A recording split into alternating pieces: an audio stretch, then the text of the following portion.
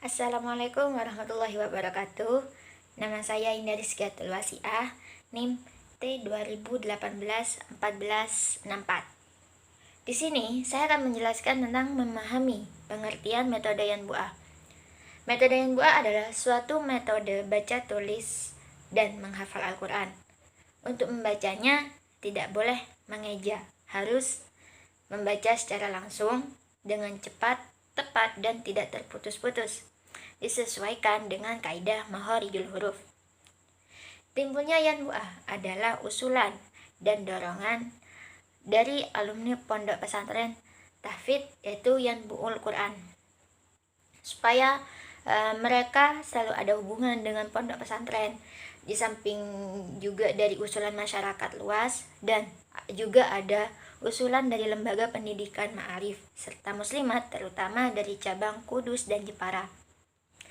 Pengambilan nama Yanbu'ah yang berarti sumber mengambil dari kata Yanbu'ul Quran yang artinya sumber Al-Quran, sebuah nama yang sangat digemari dan disenangi oleh seorang guru besar Al-Quran, Al-Mukri, Simba Kiai Haji Muhammad Arwani Amin, yang silsilah keturunannya sampai Pangeran Diponegoro. Metode Yanbu'ah adalah penyempurnaan dari metode sebelumnya, karena materi yang dikandung dalam setiap juz atau jilidnya tidak sama dengan kitab yang lama. Urutan pembelajarannya berbeda dan ada pengurangan serta penambahan materi.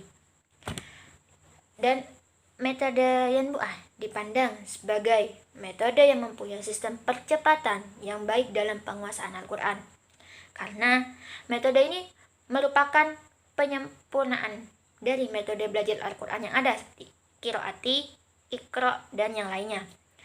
Pemilihan metode Yanbu'ah sendiri tidak lepas dari mudahnya akses dan mendapat perangkat yang ada seperti pedoman pembelajaran, buku, alat peraga, dan apabila terdapat masalah dapat dikonsultasikan langsung kepada penyusunnya. Dari sini dapat disimpulkan bahwa dapat dikatakan peran metode Yanbu'ah yaitu mengantarkan siswa sebelumnya agar dapat mempraktikkan secara langsung atau menyebutkan nama bacaannya sesuai kaidah gharib dan tajwid.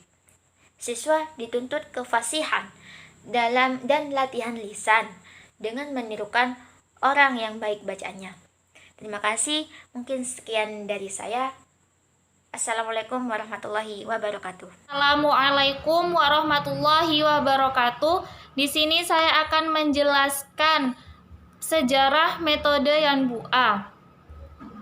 Adanya metode Yanbu'ah ini adalah usulan dari para alumni pondok tahfidz Yanbu'ul Quran supaya mereka selalu ada hubungan dengan pondok, dan juga dari usulan masyarakat luas, dari lembaga pendidikan ma'arif serta muslimat, terutama cabang Kudus dan Jepara. Penyusunan buku metode Yanbu'ah ini diprakarsai oleh 3 tokoh pengasuh pendidik tahfidz Yanbu'ul Quran, putra dari Kiai Haji Arwani Amin Al-Qudsi yang bernama Kiai Haji Agus Muhammad Ulin Nuha Arwani, Kiai Haji Ulil Albab Arwabi, dan Kiai Haji Muhammad Mansur Maskan, dan juga dibantu oleh tokoh-tokoh yang lain.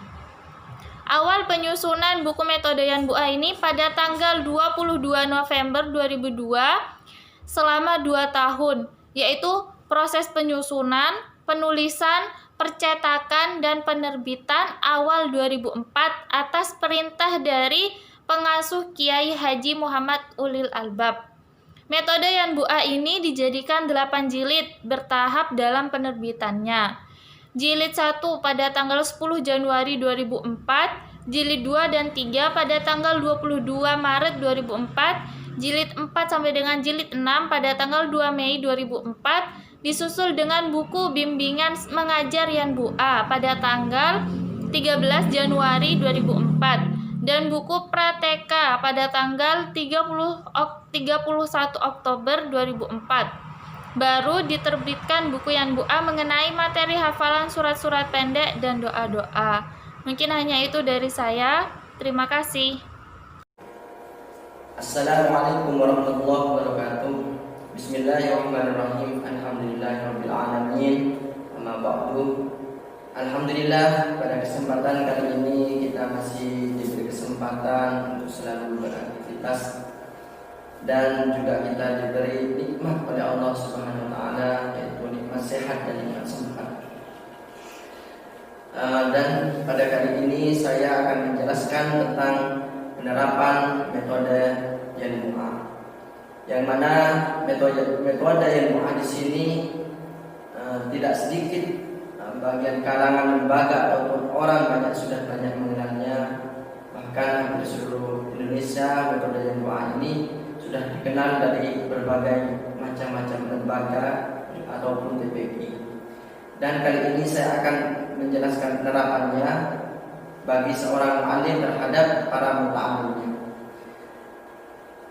Yang pertama, seorang alim ketika berlangsungnya kegiatan belajar mengajar, yaitu membuka dengan salam, memberi salam kepada seluruh muta'allim. Dan juga yang kedua yaitu mu'allim mengabsen kehadirannya para muta'allim. Dan yang ketiga yaitu muta'allim atau mu'allim.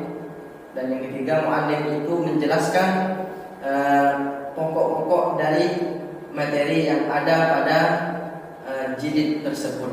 Mulai dari jilid 1, yang jilid 1 yaitu mu'allim menjelaskan materi pokoknya yang ada pada jilid 1, dan seterusnya pun seperti itu sampai jilid yang terakhir. Itu tadi penerapan tentang metode Yanbu'a. Dan untuk kali ini saya akan fokuskan bagaimana metode Yanbu'a yang dipelajari atau yang diterapkan pada jilid 4 ini. Terlebih dahulu sebelum saya mempraktikkan metode Yanbu'a pada jilid 4 di sini, saya akan menjelaskan bagaimana materi yang ada pada jilid 4. Yaitu materi yang ada pada jilid 4, yang pertama, seorang muta'allim atau seorang murid harus menguasai hukum ro, hukum lafzul jalalah, hukum juga ro tafkhim, ro tarkik, dan juga mad jaiz dan mad wajib muttasil. Baik, kali ini saya akan mencontohkan metode Yanbu'a yang ada pada jilid 4. Mari kita simak bersama-sama untuk metode Yanbu'a yang ada pada jilid 4 ini.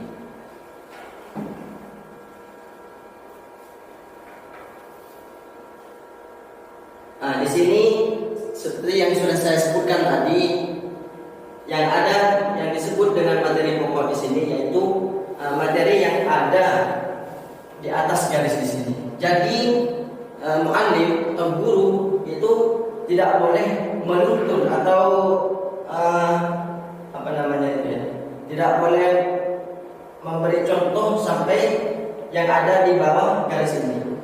Yang wajib dikasih tahu atau yang wajib dicontohkan oleh gurunya, oleh mu'allimnya, yang ada di atas garis di sini. Karena ini merupakan materi pokok tersebut. Baik, mari kita baca bersama-sama ya. Saya akan mencontohkan. A'udzu billahi minasy syaithanir rajim. Bismillahirrahmanirrahim. Billahi tallahi abdullahi. Sebelum saya lanjut, di dalam lafaz billahi di sini merupakan lafzul jalalah tarki atau lam jalalah yang dibaca tipis seperti itu. Jadi bacanya billahi, bukan biwah, melainkan billahi karena lam jalalahnya didahului harakat kasrah. Untuk tallahi ini dibaca tallahi karena lafzul jalalah atau lam jalalahnya didahului harakat fathah. Dan Abdullahi di sini dinamakan lam jalalah tafkhim karena lafaz lam jalalah didahului harkat dhamma. Jadi bacaannya Abdullah. Jadi seorang mu'allim di sini memberikan materi pokoknya atau mencontohkan sampai muta'allimnya itu betul-betul bisa seperti itu. Meskipun materi pokoknya di sini diulang sampai 5 kali. Bahkan kalau masih belum bisa, belum menguasai, mu'allimnya itu terus mengulang sampai bisa memberikan contoh yang ada di atas garis seperti ini. Baik, kita langsung ya. Saya lanjutkan di sini bacaan dari contoh dari Lafzul Jalalah, baik yang tarkib maupun yang tafkhim. Wa kafaa billahi syahidan narullahil muqaddar wa'budullaha wattaqu wa qulu lillahi qanitin wattaqullaha rabbakum la tusyrik billahi. Selanjutnya yaitu mengenai kelebihan dari metode Yambu'ah dan kekurangannya. Dalam kelebihan metode Yambu'ah, yang pertama itu pada tulisan ayatnya yang disesuaikan dengan Roms Usmani. Kemudian yang kedua ada contoh bacaannya itu disesuaikan dan dirangkai sesuai dari Al-Quran. Yang ketiga itu ada tanda-tanda baca dan wakofnya itu sesuai yang dirumuskan dari ulama salaf. Kemudian yang keempat ada tanda dalam setiap jilidnya itu ada tanda-tanda baca khusus untuk mempermudah anak mengingat dan membacanya. Tanda ini seperti ada lingkaran kecil yang terdapat pada materi pembahasan pokok.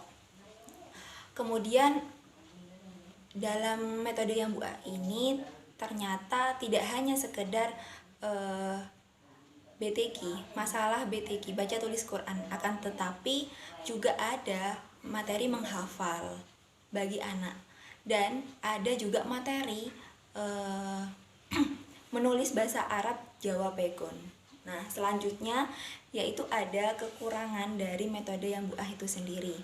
Kekurangan yang pertama yaitu kurangnya pembinaan bagi ustadz dan ustadzahnya dalam mengajarkan metode Yambu'ah. Kemudian tidak ada aturan ketat dan khusus yang mewajibkan siapa saja orang-orang yang dapat mengajarkan metode Yambu'ah ini kepada masyarakat luas. Itu saja dari saya, mohon maaf apabila ada kesalahan kata. Kami sebagai kelompok 9 mohon maaf. Wassalamualaikum warahmatullahi wabarakatuh. Saya akan mencontohkan cara membaca jilid 1 dengan menggunakan metode Yambu'ah. Nah, di jilid 1 ini kita harus bisa bersuara dengan lantang dan juga mulut terbuka. Dan di jilid 1 ini bunyinya tidak hanya sekedar bunyi, tapi juga dibunyikan seperti itu. Langsung saja. Bismillahirrahmanirrahim. Abata, a, ba, ta, ataba, ba, abata, tabata, tababa, tataba, tata'a, batata, ta'aba, ata'a, atata, taba'a, ta'ata, ababa, bata'a. Mungkin seperti itu. Terima kasih. Assalamualaikum warahmatullahi wabarakatuh. Jilid kedua terdapat poin khusus mengenai 7 huruf bentuk perubahan lisan di kasroh, ya dinamakan istafhim, yang dibaca dengan tebal dengan memoncongkan terlebih dahulu baru meringis, yaitu ada kha, sod, dod, to, do, ghin, qaf. Bismillahirrahmanirrahim. Ai, babi, ibiti, sijihi, khididi, rijisi, syiswidi, tilbi'i, lifiqi, kilimini, wihi'iyi. Halaman kedua. Bismillahirrahmanirrahim. Naba'a, naba'i, abati, alaqi, baladi, basoli, hasani, dorori, wasi'a, alima, hafidho. Pada bagian bawah terdapat tanda baca fathah, kasroh, kasroh, fathah, kasroh, fathah, kasroh, fathah, kasroh. Pada jilid 2 tidak hanya diperkenalkan bacaan kasroh, tapi juga ada dhamma. Saya akan mencontohkan membaca jilid 3 menggunakan metode yanbu'a. Di jilid 3 ini akan dikenalkan cara membaca harokat fathatain, kasrotain, dhammatain, dan tentang huruf bertasydid dan hamzah wasol. Langsung saja. Bismillahirrahmanirrahim. A'an, baban, da'aban, khoto'an, hafazotan, so'adan, kalimatan, nafakotan, darojatan, arbasan, marohan, rosodan, hadiyan, wa nasiron, wa masiron, aman, zalulan, maulan, wa zakatan, khiyanatan, wa daniyatan, sadaqallahul azim. A'udzu billahi minasy syaithanir rajim. Bismillahirrahmanirrahim. Billahi, tallahi, abdullahi. Jadi di dalam lafaz billahi di sini dibaca lam jalalah tarkib karena lam jalalah didahului harkat kasroh. Dan lafaz tallahi di sini dinamakan lam jalalah tafhim karena lam jalalah didahului harkat fathah. Sedangkan abdullahi di sini dinamakan lam jalalah tafhim karena lam jalalah didahului harkat dhamma. Jadi yang disebut dengan materi pokok di dalam metode yanbu'a yaitu materi yang terdapat di atas garis.